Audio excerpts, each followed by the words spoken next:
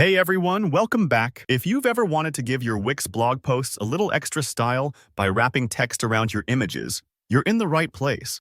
Today, I'm going to walk you through how to insert an image and have your text neatly wrapped beside it so your posts look clean, professional, and visually appealing. By the end of this tutorial, you'll not only know the button-clicking steps, but you'll really understand how image alignment can make your content pop. All right, let's dive right in. So here we are, you're in the Wix blog editor. If you haven't opened it up yet, just log into your Wix dashboard and navigate to your blog area. Once you're inside, the first thing you want to do is create a new post. This is where all the magic's going to happen.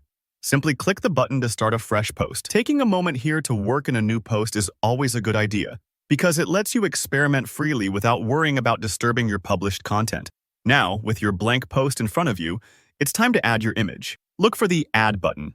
Usually it's a big plus sign or labeled clearly in the toolbar. Click that, and from the options that pop up, choose Image. This lets you select a picture from your gallery, upload a new one, or even search for stock images if you want something fresh.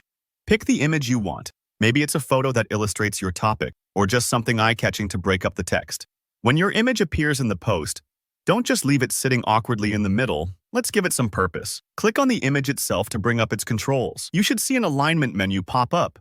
This is key. You can choose to align the image to the left side or the right side of your post. Now, aligning the image is more than just a visual preference. If you align it to the left, the text will fill in nicely on the right side, letting readers absorb both your visuals and your words at the same time. If you prefer, you can switch it to the right so the text wraps on the left. It's kind of like how magazines alternate images and blocks of text to keep your eyes moving through the page. Here's a tip. Think about your content and what flows best for your readers. For example, if you have a portrait or a graphic you really want to highlight, try aligning it opposite where most people start reading.